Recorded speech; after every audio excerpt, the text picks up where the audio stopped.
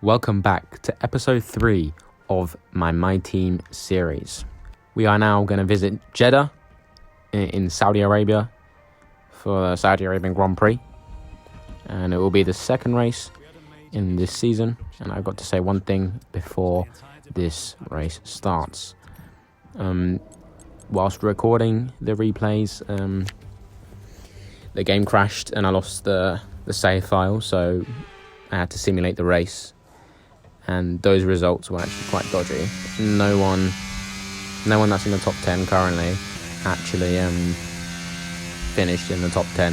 It was like Guan Yu Zhou that won the race, and then Pierre Gasly and Sebastian Vettel on the podium, and some other backmarkers that got points. So this race will still stand, but points won't stand. So I will just go off of what the game says the standings are at the end of the season.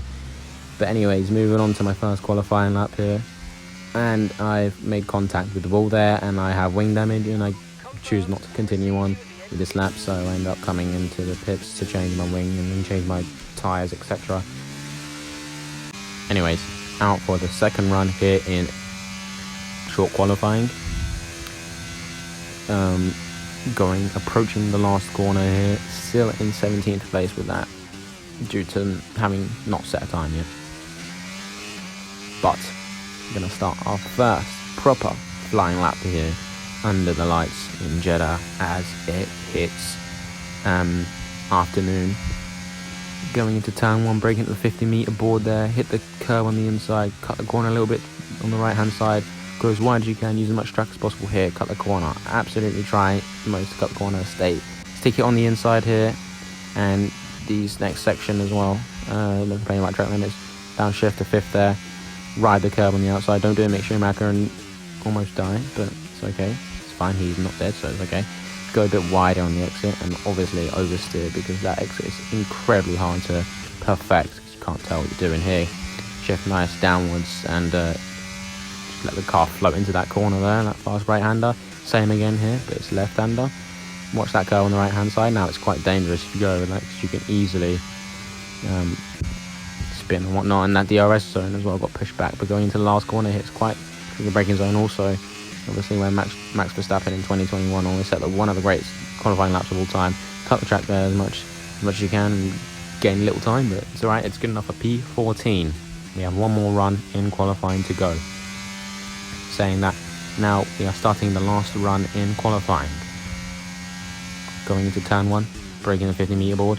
Mick Schumacher inconveniently comes out at the worst time possible and decides to slow down on this straight and not move out the way, so I kind of had to take a running action there, go really wide, go off the track completely, barely gaining any time, so this run was not good anyway. And then George Russell at the same time is on the racing line on an out lap, so I had to go off the track to overtake him, and I didn't gain any time because of Mick Schumacher and George Russell, even though I know the time that I could have made up on this track. You just saw there a glimpse of green, and I know that I can do well on this track, and I'm a 10th down, but I stick through the lap anyway. As I go to this right-hander, I lose the back end there and just absolutely just smash it into the wall. And obviously that is another retirement for Citroën F1 Racing, and that is the second retirement. The first one being in Bahrain, Oscar Piastri, and then the second one being here in the qualifying, but thankfully we don't get pushed down too much, and it's good enough for P17. Now anyways, on to the intro. So here we are then, welcoming you today to one of the jewels of the Arab world, Jeddah, one of the biggest cities in Saudi Arabia, second only to Riyadh, gateway to Mecca, and one of the biggest ports in the region. And now, host to the Saudi Arabia Grand Prix. So let's take a look at the topographical map of the Jeddah street circuit. As you can see, a number of challenging corners for the drivers to master here. We'll see just how much the teams have benefited from their time spent in practice this weekend. And like many street circuits, this track has the potential to punish drivers that get it wrong. Let's hope we avoid any safety cars today. So with the race not far away from starting, here's what today's grid rundown looks like. Max Verstappen put in a fantastic lap yesterday, and he'll start from pole position, edging out Sergio Perez, who lines up P2. Considering the rest of the grid, we have Leclerc, Sainz, and Sir Lewis Hamilton, and Russell, Bottas, Norris, Ricciardo, and Fernando Alonso, Mick Schumacher, Ocon, Pierre Gasly, and Tsunoda, Joe, the owner-driver, Sebastian Vettel, and Alex Albon, Stroll, Oscar Piastri, Magnussen. They'll be starting further back after an earlier grid penalty, and Nicholas Latifi. With preparations almost complete, let's head down to the track. Anthony Davidson joins me once again in the commentary box, and it's fantastic to have you with us here, but I'm curious, as a man with experience out on the track, how do you stop those pre-race nerves from becoming overwhelming when you're lining up on the grid? Well, I imagine they'll be starting to feel the adrenaline as they anticipate the rundown into turn one, a bit like preparing to go into battle. The unknown situation will bring nerves, but that's a good thing. It will keep them focused on the moment and on their surroundings as we build towards the start of the Grand Prix. So we're here now on the grid, yet to start our formation lap, and there's the strategy. It's a one-stop medium to hards. Obviously it can change due to safety cars, etc., but on the formation lap, weaving obviously to try and get these tyres warm up, because they are a tough lot to heat up, I'll tell you that. And the formation lap is actually very important as to how the beginning of your race goes. Sebastian Vettel almost going into the back of me there, but it's okay. It's only the formation lap, no damage, nothing like that. So it won't affect anyone, but my tyres are nicely heating up. Can do a few burnouts and whatnot.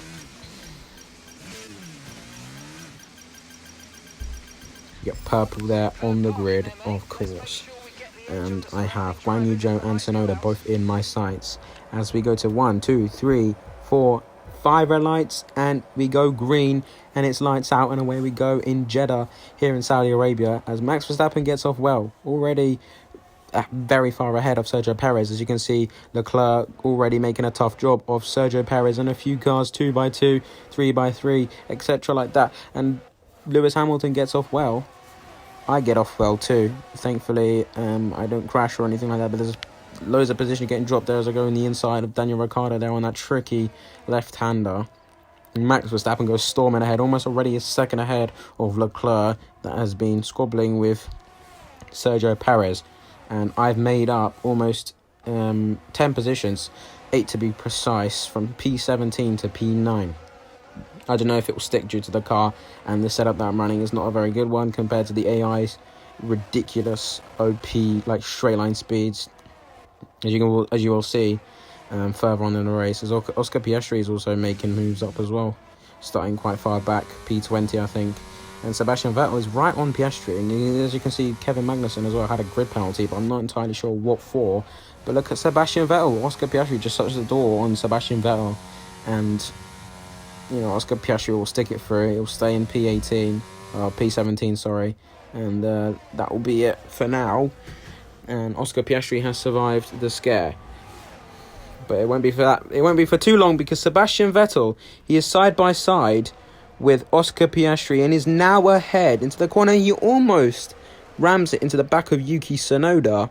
He just about braked it in time, but going onto the main straight, as you can see me leading the pack there, it will begin to form a little bit of a DRS train, and you know, it'll be quite slow. But Daniel Ricciardo there, as it's a lock-up from, I don't know who that was. I think Fernando Alonso and Ocon both locked up, but I'm not entirely sure. It may have been a double lock-up for on the front left and the front right for Fernando Alonso, but I'm not entirely sure. I don't really see. And as you can see, Mick Schumacher on the gearbox of Esteban Ocon, and this will go for a few laps, and it will be a very good battle, I reckon. And honestly, I have my eyes on Mick Schumacher, as he is putting that Haas way beyond its limits. I'll be thinking about signing Mick Schumacher at some point. You know, if he continues to do well and perform well. But we'll talk about more driver market when it comes nearer to the time. Let's see, I've got Piastri signed until the end of this season, but Max Verstappen already miles ahead, only 5 tenths. So Leclerc has been able to close the gap down from almost a second to only 5 tenths, and Max Verstappen getting a little bit wobbly there on the exit, and Charles Leclerc will want to win this race, as Bahrain was not so good for him, and this is kind of a repeat of the 2022 race actually, as we go into lap 3 and the DRS is going to be on, and Daniel Ricciardo locks up, I'm pretty sure, and I go through onto the straight. No, sorry, I played DRS. No, sorry, there's no DRS yet. But I'm through. I'm ahead of Daniel Ricciardo. As you can see, up on the grid, there's loads of positions being exchanged between the three of us, me, Daniel Ricciardo, Fernando Alonso, and Oscar Piastri also trying to make a move on Nicholas Latifi. Latifi not giving up though. He sticks on the outside of Oscar Piastri. And unfortunately, Piastri didn't get a very good exit, so he couldn't really catch Nicholas Latifi on that. And he's back down to P20. As you can see, Alexander Albon and Lance Stroll side by side into this beautiful Sector 1 of Jeddah. Unfortunately, Lance Stroll there had to concede a position here. Daniel Ricciardo, I give him the DRS. I give him the position, and I get the DRS here onto this straight. Honestly, I think it's better, but with my high downforce setup, I struggle on the straights with the speed compared to the cars. They are going rapid, but I managed to get Ricciardo into this corner. He even loses the position to Alonso and Ocon, so he drops down to P12, and I'm pretty sure he stays there for the time being. You can see I make a move there on Esteban Ocon as Daniel Ricciardo and Esteban Ocon both lock up there. It's a double lock up in a phenomenal corner that was, where two cars both locked up, and Mick Schumacher side by side with Esteban Ocon going into turn 1. Both DRS wide open, both ERS probably on, and Mick Schumacher stays ahead. But Ocon has the better line going through turn 2. But Mick Schumacher, he's still there. He's still attempting to be a thorn in Esteban Ocon's side, and Alpine's start to the season has not been as well as they could have wished, as they could have wanted.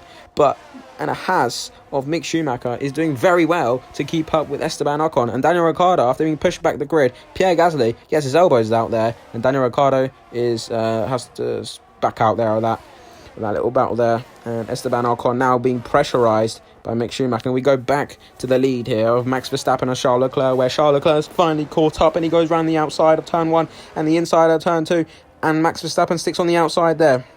He stays ahead because he has the better line. Leclerc will stay behind now because it's quite difficult to overtake on this section of the track, especially with Max Verstappen being the quicker car and, you know, the better driver out of the two. As you can see, all those cars on the left-hand side trading positions left and forth.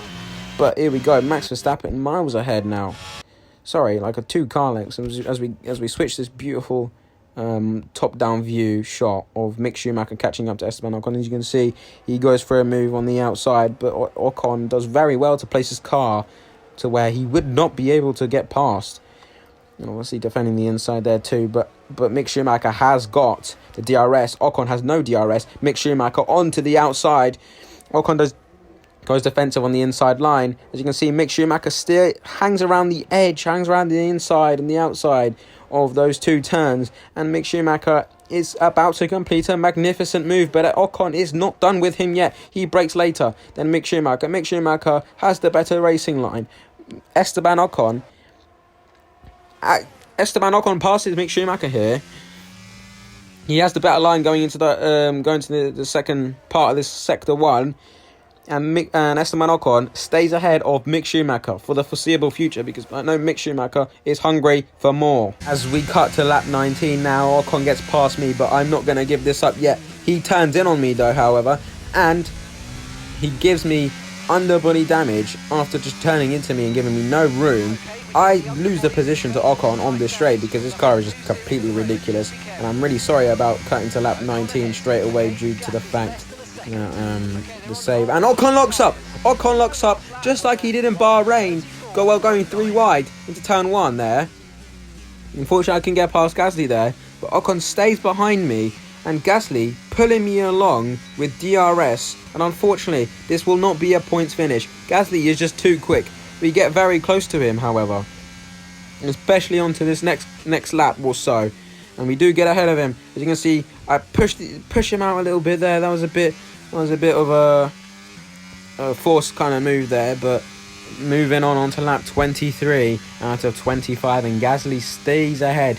And thankfully, he's giving me the DRS, because if it weren't for DRS right now, him giving me DRS, Ocon will be miles ahead of me. He would have overtaken me plenty of years ago. And here we go back onto this back straight, where this straight is going to be very vital towards the next few laps. I push Ocon wide, right to the edge of the track, even right next to the walls, and I dive bomb Ocon again. This time he gives me no room again. He gives me underbody damage, or whatever damage that was. I think wing damage, where he just solidified the underbody damage even more than what it was before. He stays ahead again, and it's now lap 24. He does not lock up this time. Kevin Magnussen is out of the session, but I go on the inside here, do a little switchback move, go off the track a little bit. No track limits because no one cares, and I get past Ocon. Although he is gonna fight back, I push him wide a little bit. I push him, trying to make sure he does not get past me here as legally as I can, and he gets past me though, and I dive bomb him again. This time I'm far enough ahead where he's not going to turn into me and cause me underbody damage, and this is going to be a very close to points paying position here. Only P11. Ocon almost gets me on the line, but he does not, however, and it is a win for Ferrari in redemption towards Bahrain, as I get drive of the day, and Leclerc wins the Saudi Arabian Grand Prix. As I said, I'm really sorry about the clips, how it just cut from like lap 10 or so to lap 19, and because obviously I didn't get too much recorded due to the fact that my game crashed and I lost the save file. But good on you, Leclerc. Enjoy that win, especially after having a bad show in Bahrain. And this season is going to be even more interesting now with Leclerc on the tail of the Red Bull, now being tied-ish in the driver's standings, but obviously it's not going to count.